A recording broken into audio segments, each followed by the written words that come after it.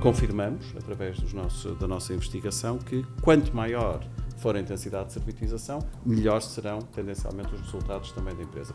Os modelos de servitização podem ir bem além, já estão a ser utilizados como forma de expandir, alavancar, criar valor para as soluções que vão desenvolvendo.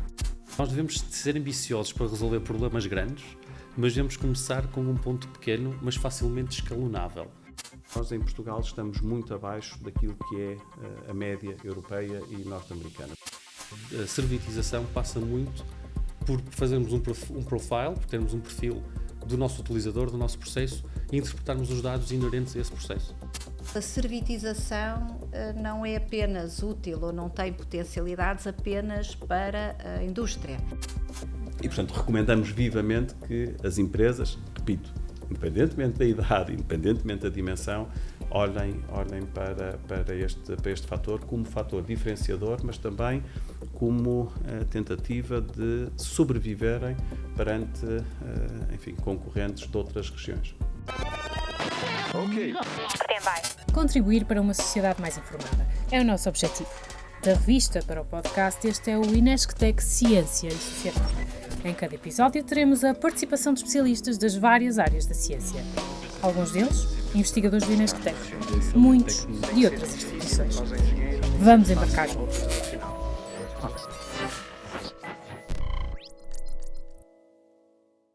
Olá, o meu nome é Joana e hoje vou guiar-vos em mais um dos episódios do Inesctec Ciência e Sociedade. Esta temporada, a segunda, é dedicada à indústria de alto valor acrescentado. Hoje vamos falar sobre servitização. Como podemos construir uma estratégia diferenciadora baseada em serviços para as empresas industriais? Ao meu lado tenho o Bernardo Almada Lobo, a quem desde já agradeço o facto de ter aceitado este convite.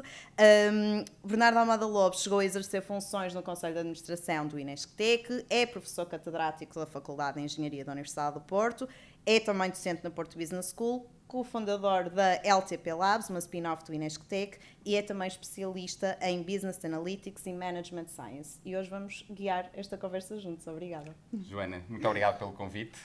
É um gosto. Temos um painel super rico, diversificado, com um background académico e com uma experiência de negócio inacreditáveis, e vamos tentar explorar isso durante a sessão de hoje. Tenho comigo Lia Patrício, Miguel Franco e Paulo Gomes. A Lia é investigadora no Inesctec, é coordenadora do Centro de Engenharia e Gestão Industrial, é professora associada com a agregação do Departamento de Engenharia e Gestão Industrial e é uma especialista nesta área de gestão de serviços, no desenho e na inovação de serviços. O Miguel é co-CEO de uma empresa de elevadores que é Smith & Son, teve também uma multinacional alemã, desempenhou funções no grupo na parte da qualidade e outras áreas. É doutorado precisamente nesta área da servitização, em que teve a debruçar-se muito sobre como servitizar empresas industriais e empresas que à partida seriam difíceis de servitizar. O Paulo é manager da equipa de Data e Advanced Analytics da BA Glass, um fabricante de embalagens de vidro. É doutorado em Química, em Engenharia Química. Teve 10 anos na BP, na parte de Intelligent Operations, e, portanto, temos aqui um painel que certamente nos vai enriquecer esta discussão. Feitas as apresentações, sugiro então passarmos à discussão e se calhar convinha primeiro definirmos um bocadinho, darmos aqui um contexto geral do tema que nos traz aqui hoje. E portanto, eu sei que isto é algo que para vocês é mais do que óbvio, mas nós temos que informar quem nos está a ver e a ouvir. E portanto, eu se calhar fazia esta questão à Lia, que é afinal o que é a servitização na indústria. Ok, obrigada, também tenho muito gosto em estar aqui, obrigada pelo convite. A servitização na indústria, nós quando falamos, naturalmente há múltiplas perspectivas, mas tradicionalmente quando falamos em servitização na indústria e na manufatura, falamos em empresas que começam por produzir e vender, oferecer produtos físicos, por exemplo, equipamento, e que começam a acrescentar serviços à sua oferta ou, portanto, serviços como valor acrescentado à sua oferta de produtos físicos, ou mesmo a transformar completamente a sua oferta de um produto físico para um serviço. Eu vou dar aqui alguns exemplos do que digamos que são os tipos de servitização. Podemos ter uma servitização mais básica, que já é muito utilizada pela grande parte das empresas de manufatura, que é acrescentar uma componente de serviços àquilo que é a sua oferta fundamental, core, de produto. Por exemplo, acrescentar manutenção, uma garantia, portanto, para enriquecer o valor desse produto, mas ainda assim a base da sua oferta é o produto. Depois começamos a ter, eu dou o caso, aqui até através do INES, que tivemos há algum tempo um projeto com a Laboreal, que vende equipamentos para laboratórios, e que começou por vender equipamentos para laboratórios, mas depois quis dar um salto em termos de valor acrescentado e oferecer soluções integradas de laboratórios, ou seja, eles fazem toda a parte do estudo, de concepção, do plano de arquitetura, de desenvolvimento e implementação e, portanto, oferecem uma solução integrada, digamos, chave na mão aos seus clientes, onde o serviço é uma componente importante e diferenciadora. E, por fim, temos soluções mais avançadas de servitização, que é, do caso da Volvo, nós tradicionalmente aqui em Portugal associamos a Volvo a automóveis, digamos, a outras formas de transporte, mas, por exemplo, a Volvo, em vez de vender caminhões, oferece hoje uma solução integrada de gestão de frotas. E isto já tem uma alteração muito significativa, que é a propriedade dos caminhões da Volvo já não é do seu cliente, é da Volvo. A Volvo tem a propriedade dos seus, digamos, dos seus meios de transporte e depois faz toda a gestão da frota e o cliente paga ou por quilómetro ou por objetivos que, por exemplo, pode ter, que é o objetivo de 0 paragens não esperadas, de descarbonização. E, portanto, o interessante que me parece aqui também é, e isto muito ligado à evolução tecnológica, porque a Volvo só pode fazer isto com um conjunto integrado de tecnologias de sensores, de internet das coisas e de análise de dados, que lhe permite fazer uma gestão muito mais eficaz da frota, de alguma forma separando o que é a necessidade de ter as coisas, portanto, de ter os caminhões, do serviço que esses caminhões podem e que essa frota pode oferecer. E, portanto, através da digitalização, consegue-se separar e oferecer apenas o benefício, o serviço, sem a necessidade do cliente ter os produtos físicos. A Lia falou de diferentes níveis de servitização. Miguel, depende do tamanho da empresa, a servitização. Conhecemos alguns casos de sucesso. Gostava que falasse um pouco sobre isso. Antes de mais, boa tarde e obrigado pelo convite. Com muito gosto que aqui estou a falar sobre um tema que me é muito caro. Na investigação que fizemos, não vimos essa correlação entre servitização e dimensão da empresa. E, portanto, há diferentes perspectivas. Enfim, uma indústria que eu conheço melhor, que é a indústria dos ascensores, e que estudamos profundamente a nível mundial, temos empresas pequenas que servitizam muitíssimo e que têm, naturalmente, uma aposta fortíssima na parte do serviço. Portanto, vendem menos produto, mas trabalham sobre o produto, oferecendo serviços aos clientes. É evidente que, e como a Lia apresentou, enfim, a Volvo, temos a MAN que faz algo muito idêntico também, mas temos, por exemplo, uma Rolls-Royce, passando agora para as grandes empresas, que levam isto a um extremo ainda mais avançado, em que os reatores dos aviões continuam na propriedade da Rolls-Royce e a Rolls-Royce é, no fundo, ou cobra-se por horas voadas e, portanto, garante que os aviões estão sempre portanto, os reatores estão sempre em funcionamento. Através de sensores e data analytics, tem naturalmente a possibilidade de saber como é que o avião está, ou como é que os reatores estão a funcionar, se há problemas ou não antecipadamente e, portanto, têm 3 ou 4 bases mundiais com técnicos e com spare parts e avançam rapidamente se detectarem alguma anomalia precoce no equipamento. E, portanto, são pagos em função de horas voadas.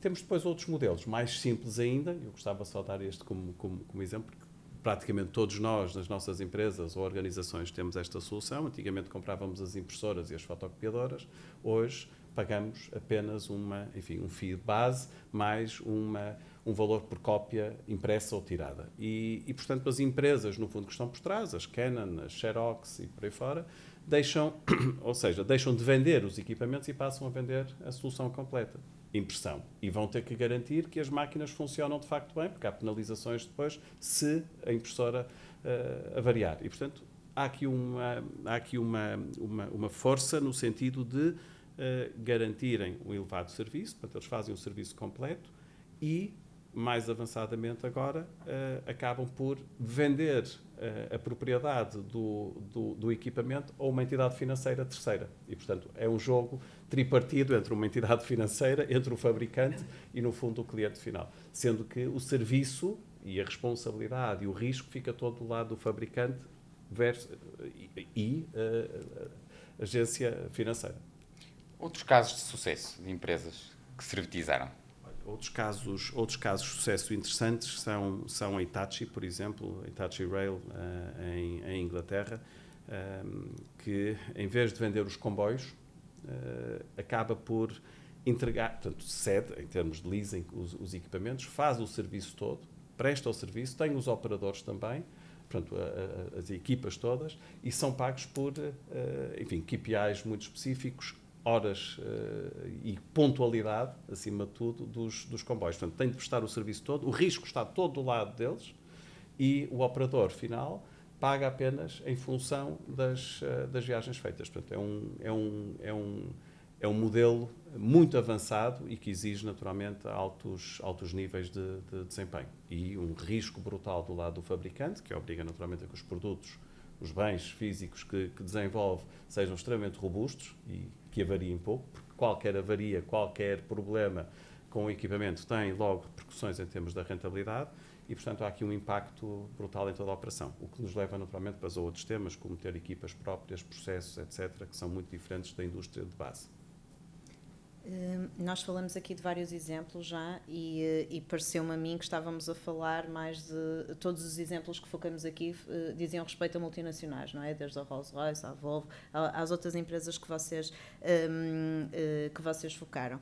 A minha pergunta era no sentido de tentar perceber se existem alguns dados que nos permitam traçar, no fundo, como é que é o cenário português no que diz respeito à servitização e se até temos dados que nos consigam comparar com a Europa nesta área. Temos esses dados? Temos, enfim, tem sido feito, felizmente o último estudo é de 2014, que é o International Manufacturing Strategy Survey, em que o INESC-TEC também participou juntamente com a Católica Porto Business School. Isto é uma rede internacional, fizeram várias entrevistas a empresas industriais para exatamente medirem não só a questão da servitização, mas também outros fatores relacionados com serviços e problemas de manufatura, ou se quisermos, da área industrial. E portanto, Portugal teve 34 empresas que participaram neste inquérito, uma delas foi a nossa também, e nós, em Portugal, estamos muito abaixo daquilo que é a média europeia e norte-americana. Portugal tem, em 2014, hoje será sensivelmente melhor, mas ainda não compara ao mesmo nível com a Europa. Nós, em Portugal, tínhamos 5% contra 14% a 15% nos países do norte da Europa e nos Estados Unidos. Portanto, há aqui um caminho ainda para trilhar, e, portanto, um potencial imenso. E é evidente que as pessoas, e o Bernardo há bocado perguntavam, mas a dimensão tem aqui alguma influência? Não, e vamos, se tivermos a oportunidade depois mais à frente ainda de detalhar um bocadinho esta resposta, porque, enfim, as empresas pequenas portuguesas também podem orientar-se neste sentido. Têm que criar estruturas e têm que perceber que têm que mudar alguns processos, têm que dominar, no fundo, processos de serviços, têm que ter colaboradores capazes de gerir serviços e prestar serviços, que é uma lógica um bocadinho diferente da produção, da mera produção de um bem.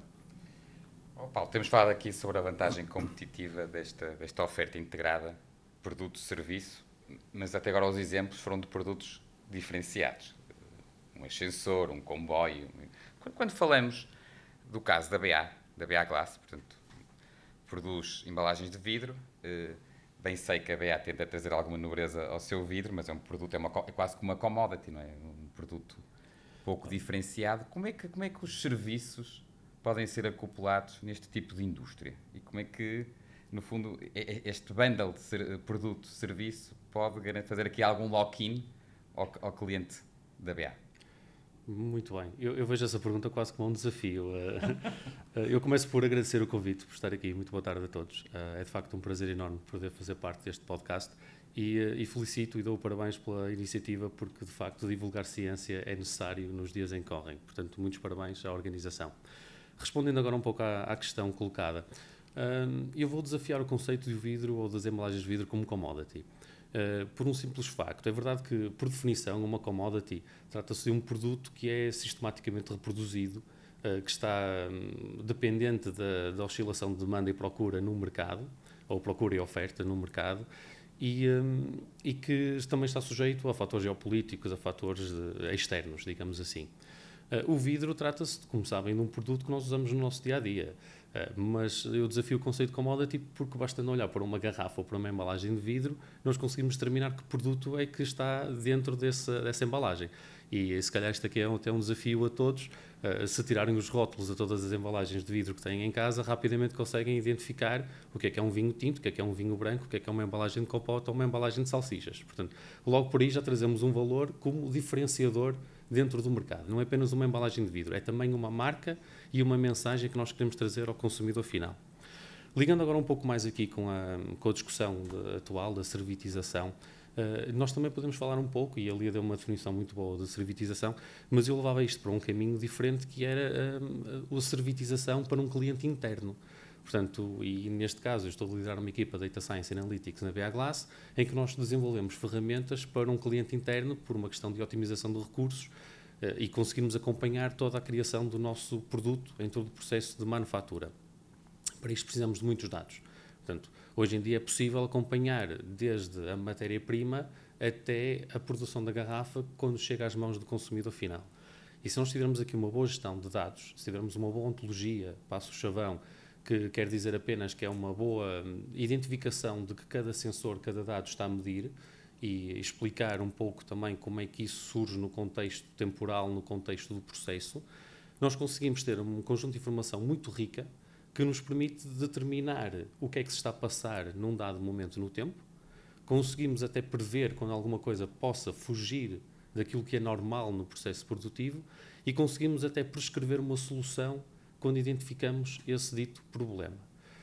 Claro que podemos levar isto para um nível ainda mais acima. Imaginemos o poder que teria se nós conseguirmos acompanhar a embalagem de vidro até o consumidor final e criarmos também aqui uma ontologia e uma informação onde é que aquela garrafa ou embalagem de vidro é comprada, por que faixa etária, que produto é que contém, quando é que foi aberta, quando é que foi reciclada. Portanto, existe todo um conjunto de informação que nós podemos associar a uma simples embalagem de vidro, ou uma commodity, e daí desafiar o conceito de commodity, que vai trazer muito valor não só a nós, BA Glass, ao nosso cliente. Portanto, nós vendemos produtos para empresas que embalam alimentos, embalam bebidas, e também para o consumidor final. Portanto, e nisto eu também toquei aqui em alguns aspectos, que foi nomeadamente o aspecto da descritiva, da preditiva e da analítica. Portanto, e isto já toca um pouco no que é uma transformação digital. Portanto, de repente damos aqui uma data de conceitos complexos que no fundo trazem valor ao nosso produto, mas também, volto a reiterar, trazem valor ao nosso produto interno, ao nosso cliente interno. Então estas ferramentas passam a fazer parte do nosso dia-a-dia e com isto também numa indústria que de facto até é difícil arranjar mão de obra, conseguimos de facto digitalizar o processo, tornar o processo mais amigável e conseguimos ter pessoas com pouca experiência entregar a um nível de pessoas com muita experiência. E também estou aqui a lançar alguns temas que se calhar podemos explorar mais tarde. Portanto, há um ponto. A Lia já tinha referido a questão do IoT e agora o Paulo também referiu a questão da transformação digital. Podemos ter servitização sem transformação digital ou não? Eu penso que é um pouco difícil, e porque, na minha visão, elas andam muito lado a lado. Vamos pegar aqui no caso, mais uma vez, da indústria do vidro.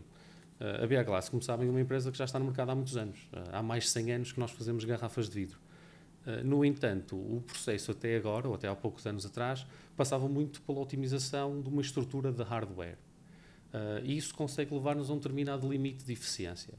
Conhecermos e criarmos inteligência à volta do processo em si vai requerer a aplicação de dados, vai requerer estas tecnologias de Internet of Things e também algum investimento do ponto de vista computacional para se conseguirem processar esses dados em quase tempo real.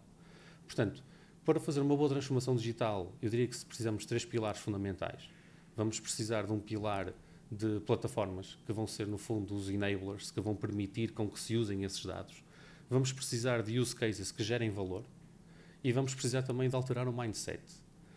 Quando tivermos estes 3 pilares bem estruturados e bem definidos, vamos conseguir então entregar este valor acrescentado pela servitização do processo, pela servitização do produto. Portanto, na minha perspectiva, é muito difícil dissociarmos ambas, porque na minha perspectiva a servitização passa muito por fazermos um profile, por termos um perfil do nosso utilizador, do nosso processo, e interpretarmos os dados inerentes a esse processo. Nós temos conversado muito sobre a ótica da empresa que servitiza, da empresa industrial. E o cliente? Estamos aqui a falar de um cliente que tem que experienciar, vivenciar este serviço. Como é que ele reage? Estamos a falar de um cliente B2B, business to business, portanto não estamos a falar de business to consumer. Como é que esta tecnologia pode, no fundo, impactar toda esta experiência do cliente? Eu, se calhar, pegando aqui também no que o Paulo esteve a dizer sobre a digitalização, eu começava por pegar nisso, ou seja, esta servitização, especialmente os modelos mais avançados de servitização, requerem, tal como Paulo disse, e o Miguel também, uma componente de digitalização muito forte, e isso vai ter um impacto, de facto, quer na empresa que servitiza, quer no seu cliente. Mais uma vez, pronto, gostava de dar o exemplo de uma empresa, e pensando que não são só as grandes, não são só as empresas novas que podem servitizar, dava o exemplo da Bossard, que é um exemplo de uma empresa suíça que no século XIX era uma loja familiar que vendia parafusos, portanto componentes, não é? E que, como empresa suíça, tem uma grande qualidade dos seus produtos, e que nos anos 80 já, com base, portanto, cresceu e começava já a acrescentar uma componente de serviços aos seus clientes, no sentido de os ajudar a escolher, digamos, as soluções melhores na componente, portanto, na área de componentes e gestão de componentes. Nos anos 90, introduziu digamos, um aspecto inovador, portanto, um smart bin, um balde inteligente que permitia que os componentes, portanto, o balde inteligente tinha um sensor que, a partir de um determinado limite pré-definido, disparava uma encomenda.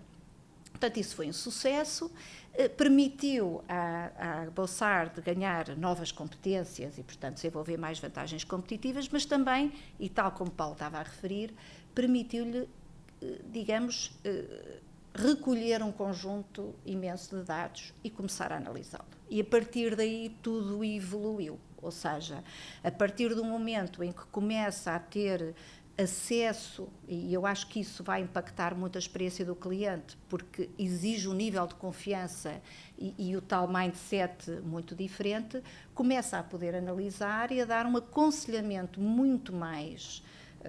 muito maior valor acrescentado em relação à escolha dos componentes, ao desenho dos componentes, à gestão dos estoques, a toda a gestão de operações.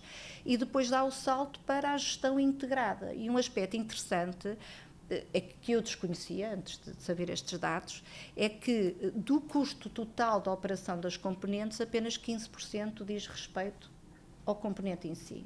Tudo o resto é custo da gestão da encomenda, de gestão dos estoques, de tudo.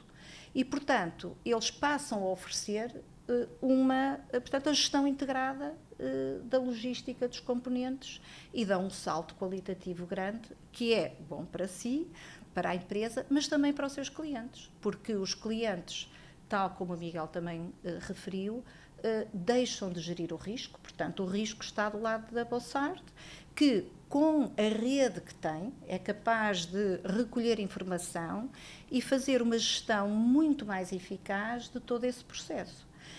Claro está que para os clientes isso também, portanto, isso requer, e eu acho que o Miguel já tocou alguns desses aspectos, mas eu acho que são muito interessantes, que é a Bossar, neste processo, teve que mudar, digamos, todo o seu modelo de negócio, as suas operações, mas os clientes também têm que mudar, é uma experiência, é uma relação muito diferente, não é? Mas eu acho que nada melhor do que ouvir as empresas sobre isso, não é? E era sobre isso porque, de facto, o cliente fica amarrado. Ele tem que se adaptar, tem que mudar também os seus processos internos, o próprio modelo de negócio, transformação digital. E Paulo, até gostava de perceber, fruto da tua experiência no mestrado executivo de transformação digital que coordenas na PBS e de contacto com diferentes tipos de participantes, quando olhas para os clientes da BA, de facto, como é que esta experiência do cliente, que claramente, como a Lia referiu, é altamente alavancada, se sobrepõe ao risco de ficarem amarrados à BA? Ora bem, isso, lá está, faz parte do valor acrescentado que nós trazemos ao nosso produto, não é? E desde o acompanhamento ao design da embalagem e acompanhar o design que precisa de moldes, acompanhar onde é que essa garrafa ou a embalagem é necessária e quando, tudo isso também fideliza o cliente, como é óbvio. Toda a informação de dados que nós possamos dar, e neste momento tem havido uma grande aposta na sustentabilidade e na redução da pegada carbónica, e como não sei se sabem, recentemente a BA, até pelo segundo ano consecutivo, foi homenageada com a classificação A de empresa sustentável. Portanto, é um reconhecimento para nós muito interessante e isto também traz valor ao cliente. Estamos a falar mais uma vez na ótica business to business, se bem que também já começa a haver alguns consumidores finais que tentam perceber toda a cadeia do produto e tentam perceber então toda essa dinâmica de sustentabilidade e de pegada carbónica, etc. Portanto, há um conjunto de serviços associados à embalagem. E, por exemplo, passo aqui também outra ideia, quando se compra uma bebida branca, por exemplo, também queremos ter alguma confiança de rastreabilidade, não é? Que aquela garrafa não foi contrafeita. Portanto, todos esses dados associados ao produto, todos esses dados associados à educação e à doutrinação do cliente também, e o que é que o cliente pode fazer com a informação que lhe é facultada, onde é que isso se pode levar? E nós, neste momento, ainda estamos, no fundo, scratching the surface, passa a expressão. Estamos muito no início e, dos exemplos aqui já discutidos, pode-se ir muito mais a fundo, pode gerar muito mais valor com esses serviços. Posso acrescentar também? Na nossa área, na nossa empresa, na Schmidt Elevadores, nós temos todos os equipamentos que estão a ser instalados, todos os elevadores estão a ser instalados nos últimos 10 anos, já com sistemas de monitorização e, portanto, com sensores em todo o equipamento, ligado à nossa central de monitorização e, portanto, temos um fluxo de dados ao segundo sobre o funcionamento dos equipamentos e, portanto, podemos em cada momento saber o que está a acontecer com os elevadores. Isto é interessantíssimo para os clientes porque eles têm acesso também a esta informação e, portanto, partilhamos, no fundo, o acesso a esta informação ao cliente. E para um centro comercial, para um edifício de escritórios, para um hospital, isto é extremamente importante, saberem o estado e o funcionamento dos diferentes equipamentos. Mas mais, com estes dados todos, nós podemos avançar para a manutenção preditiva e, portanto, ainda antes do cliente se aperceber de algum problema, eventualmente, com o elevador, já nós temos essa informação e, portanto, podemos avançar e, principalmente, nos contratos de manutenção completos, em que o risco está, no fundo, do nosso lado, portanto, o cliente transfere para o instalador, no fundo para a Schmidt Elevadores, a responsabilidade pelo funcionamento do elevador, isto é vital. Mas, repito, o cliente tem acesso a toda esta informação e, portanto, consegue facilmente verificar, e principalmente clientes que têm um parque grande de elevadores, até distribuídos pelo país todo, têm a informação, no fundo, no monitor sobre o seu parque de equipamentos, sejam elevadores ou escadas rolantes. Este upselling, como uma fonte adicional de receitas para a manutenção preditiva, é fantástico. É, claro. É uma ideia, claro que falaste há bocado na questão do lock-in do cliente. É evidente que o cliente estará ligado durante X tempo, por exemplo, num contrato de manutenção completo, estará durante X anos connosco, mas nós não queremos só, portanto, a nossa relação é de longo prazo e, portanto, se o serviço não for adequado, e depois ainda há os SLAs todos, os Service Level Agreements, e portanto há aqui KPIs que são medidos também todos os meses, e portanto há penalizações e eventualmente até rescisões de contrato se o serviço não for prestado convenientemente. Portanto, o cliente tem sempre a hipótese, ou ao fim dos 5 anos de mudar, ou, caso o serviço seja manifestamente mau, de saltar também antes do prazo terminar. Portanto, há aqui, enfim, nós não podemos basear o nosso modelo de negócio na tentativa de agarrar o cliente apenas pela questão tecnológica. É preciso, de facto, prestar um bom serviço e acompanhar bem o cliente. Posso acrescentar com um exemplo ainda da minha experiência anterior à BA. Portanto, eu tive 10 anos na BP, em Londres, e na altura estava a desenvolver ferramentas para utilizar dados de perfuração de poços de petróleo. Vou mostrar aqui um exemplo muito prático. Há uma tecnologia, portanto, quando nós estamos a perfurar poços de petróleo, temos um fluido de circulação que vai dentro de um tubo de perfuração até à broca, e depois esse fluido é responsável também para tirar os bocadinhos de rocha que, entretanto, foram partidos de volta à superfície. Quando há um problema com este tubo e se perde a broca, estamos a falar numa broca de perfuração que custa cerca de $200 mil. Recuperar a broca de perfuração são 2 ou 3 dias no mínimo, $100 mil a $200 mil por dia de plataforma, portanto rapidamente chega às várias dezenas de milhares ou mais até. E na altura a minha equipa e eu estávamos a desenvolver uma ferramenta que, por auxílio de análise de dados medidos à superfície com alguns algoritmos de mecânica de fluidos, conseguimos perceber se esse tubo começava a criar microfissuras antes de partir. E isto criou aqui uma ferramenta preventiva e preditiva de um problema. Claro que quando nós tentamos fazer o deployment disto nas plataformas, normalmente as pessoas geram anticorpos porque somos uma unidade central que lhes vai ensinar como é que se faz o trabalho, não é? Ninguém gosta disso. No entanto, conseguimos prever um problema 2 horas antes de acontecer numa plataforma num local remoto. Eu garanto-vos que a partir daquele momento todas as plataformas passaram a ter essa tecnologia. Portanto, aqui o lock-in do cliente, neste caso um cliente interno, passa por uma realização imediata ou pela percepção do valor que uma ferramenta destas de servitização pode gerar. Portanto, e aí o cliente fica fidelizado porque vê o valor, não é? É imediato. É o tal vetor do mindset que falava há pouco, Sim. não é? Claro. E lá está, eu pego nesse ponto. A maneira de trabalhar teve que ser mudada. A forma como as pessoas olhavam para aquela ferramenta foi mudada e adaptada. Mas o valor gerado é enormíssimo.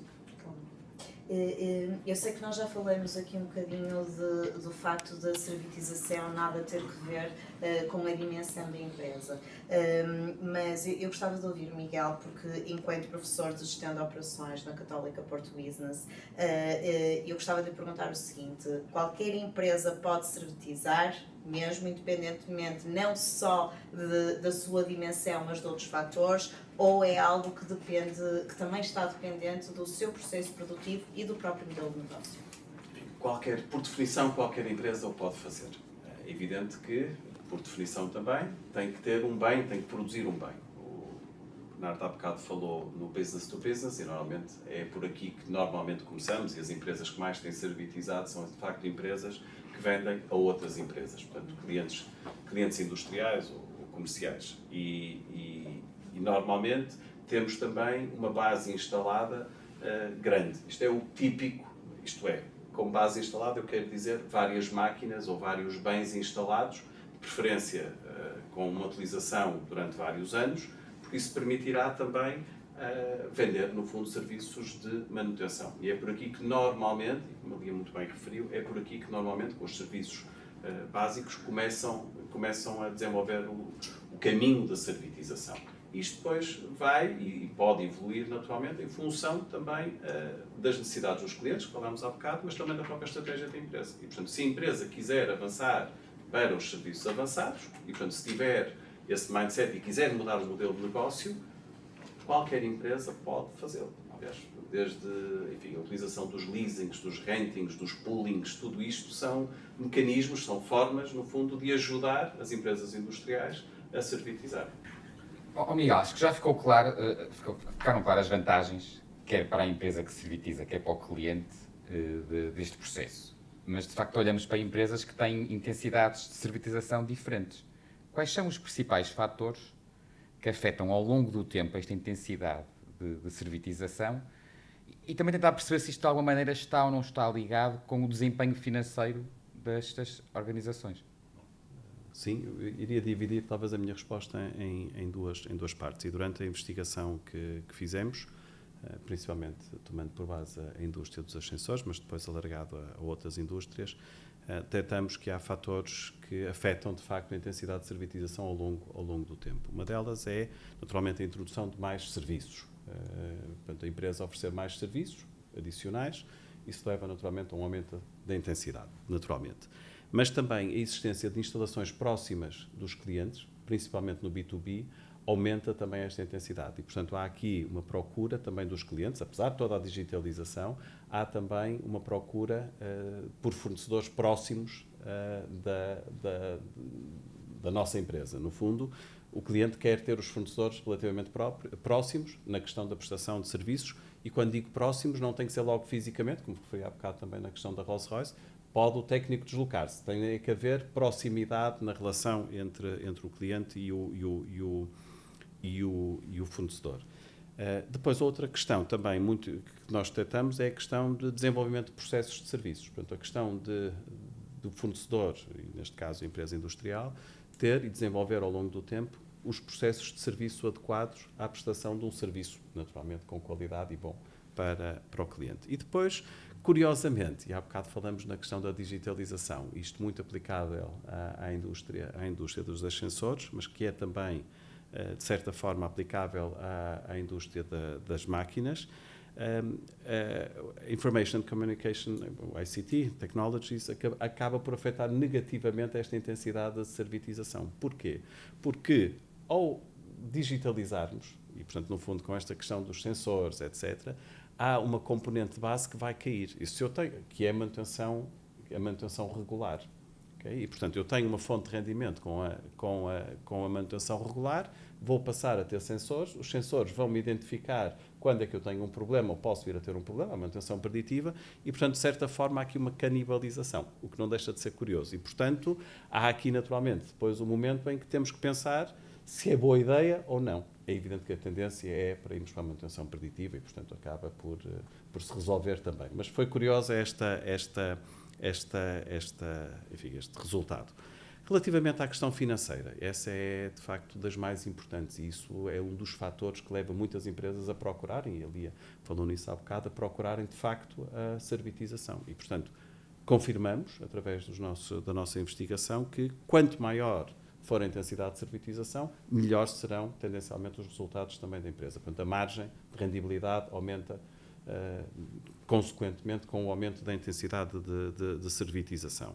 Depois descobrimos também que a questão da comunicação, portanto, o gasto de comunicação que a empresa faz, é também muito relevante. Portanto, há aqui uma correlação positiva com o resultado, porque na venda de serviços, são intangíveis, eu tenho que convencer, no fundo, o meu cliente a entrar comigo nesta aventura. Portanto, eu estou-lhe a prometer aqui uma solução, mas ele ainda não a viu, ele ainda não sabe o que é que vai receber. Enquanto que num bem, enfim, numa garrafa, por exemplo, ou num elevador, eu posso-lhe mostrar, está aqui, é mais ou menos isto que tu vais receber. Num serviço a coisa é um bocadinho mais complicada. E então, se forem serviços avançados, é no fundo um conjunto de contratos que prometem alguma coisa, mas que, enfim, vamos ter que ver se é mesmo assim ou não. E, portanto, a reputação da empresa, o bom nome, a comunicação ao mercado e a comunicação ao cliente é de extrema relevância.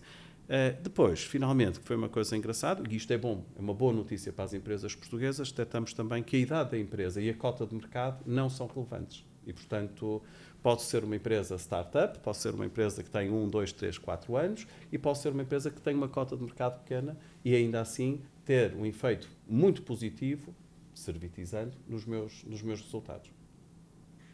E, portanto, recomendamos vivamente que as empresas, repito, independentemente da idade, independentemente da dimensão, olhem para este fator como fator diferenciador, mas também como tentativa de sobreviverem perante, enfim, concorrentes de outras regiões. Eu vou aproveitar a palavra recomendar para fecharmos a conversa. Eu ia sugerir nós fecharmos precisamente a nossa discussão com base em algumas recomendações. Há pouco falava o Miguel daquele estudo que foi feito em 2014 e que posicionava as empresas onde só 34 empresas portuguesas tinham participado e onde claramente estavam abaixo da média europeia. E, portanto, eu acho que nós podíamos focar aqui um bocadinho as nossas recomendações para as empresas portuguesas, e aquilo que eu ia pedir a todos era, no fundo, uma ou duas recomendações para que fariam empresas nacionais que querem apostar numa estratégia de servitização, mas que ainda estão longe desta realidade. Não sei, pronto, se calhar começamos agora pelo Paulo, vamos ao Miguel e depois fechamos com a Lia, pode ser? Com certeza. Portanto, eu penso que essa é uma pergunta-chave, não é? Por onde começar? E isto até é uma pergunta que tentamos responder no mestrado executivo em transformação digital na PBS. E normalmente o conselho que eu dou é começar pequeno. Isto pode parecer um bocado antagónico, não é? Nós devemos ser ambiciosos para resolver problemas grandes, mas devemos começar com um ponto pequeno, mas facilmente escalonável. O moto da minha equipa até é Think Big, Start Small, Scale Fast. Isto porquê? Porque nós, ao começarmos pequeno, vamos gerar valor, vamos atrair pessoas à causa e vamos justificar o investimento que foi feito. Se falhar, também falhou pouco. Mas se tiver sucesso, vamos ter agora argumentos para pedir mais e ser mais ambiciosos. E a título de exemplo, e também é quase a termos de curiosidade para quem nos ouve, certamente saberão que a indústria de Fórmula 1, neste momento, é das indústrias com mais sensores, com mais tecnologia. Depois, é claro, vêm as oil and gas, as farmacêuticas, até por uma questão de disponibilidade monetária. E depois diria que vêm todas as outras empresas de manufatura. Portanto, nós não queremos, se calhar, aspirar a ser uma Fórmula 1, mas algures no caminho para a Fórmula 1 com tecnologias já testadas, devemos encontrar valor que conseguimos aumentar a nossa cota-parte de mercado ou a eficiência dos processos, etc. Portanto, mais uma vez, definir bem o problema que se está a tentar atacar, começar com um conceito ou com um use case que gere valor quase no imediato para justificar toda esta transformação e escalonar rapidamente, tentar aumentar o valor e ser ambicioso. Mas sempre começar com os pés na terra. Eu começaria talvez ainda um bocadinho antes. A tecnologia entraria depois numa segunda fase, se me permitissem. E, portanto, estamos a olhar para uma empresa industrial, produz bens, e, portanto, a primeira coisa que eu recomendaria é que começasse a olhar, a estudar um bocadinho o que é isto dos serviços. E há excelentes escolas que ensinam exatamente esta questão dos serviços, como desenhar processos de serviços, porque é uma lógica muito diferente do processo fabril, industrial de transformação. E depois recrutar e qualificar, naturalmente, colaboradores adequados, porque a questão da flexibilidade, da resistência ao stress e à tensão, porque o cliente liga a qualquer hora, há um problema num equipamento, etc. Por exemplo, na questão da manutenção, vamos começar pelos serviços básicos, o técnico tem que estar disponível 24 horas sobre 24. E, portanto, se um elevador, voltando à questão da Schmidt, por exemplo, se o elevador avariar, eu tenho que ter o técnico disponível 24 horas. E, portanto, o telefone toca e ele tem que avançar. As pessoas têm que estar preparadas para isso. E, normalmente, na indústria, trabalhamos das 9 às 5, ou em turnos, naturalmente, mas é aquilo e resolveu. E, portanto, o cliente, se ligar às 10, não vai ligar às 10 da noite, vai ligar no dia seguinte, por princípio. E, portanto, temos que treinar a nossa equipa a estar preparada para servir. E servir é uma lógica muito diferente de entregar um bem que é produzido numa zona controlada. Portanto, basicamente seriam essas as duas recomendações para começar. E depois avançava para as partes mais tecnológicas. Okay. Eu talvez, em complemento àquilo que o Paulo e o Miguel disseram, daria recomendação, e pensando nas empresas portuguesas, a minha recomendação iria mais no sentido de explorar, portanto, nós aqui estivemos muito focados na manufatura, portanto, na indústria, mas a servitização não é apenas útil ou não tem potencialidades apenas para a indústria. Dou o exemplo, que foi um dos exemplos que mais se trabalhou e mais se desenvolveu, do software as a service. Portanto, hoje em dia, por exemplo, há sistemas de saúde ou empresas como Macuf que, portanto, contratam toda a gestão do seu sistema clínico a uma empresa especializada. E lá está, tem que ter técnicos, às vezes dentro de portas, para dar todo esse serviço. Ou seja, e pensando nas empresas portuguesas, hoje temos muitas empresas de tecnologias de informação pensar que o modelo de servitização pode ser um modelo também muito interessante. Mas também temos outros setores mais insuspeitos. Por exemplo, a energia. Nós pensamos, energia, a EDP vende quilowatts, vende energia, mas há hoje todo um mundo de modelos de negócio de servitização. Por exemplo, vender temperatura do edifício. Ou, por exemplo, empresas que vão a uma fábrica, fazem a análise digamos, da produção e do consumo de energia e dizem, eu consigo-lhe arranjar aqui uma solução que lhe poupa 10% dos consumos de energia e que ainda para mais é muito mais sustentável. Eu consigo-lhe poupar 10% e cobro-lhe uma percentagem desta poupança.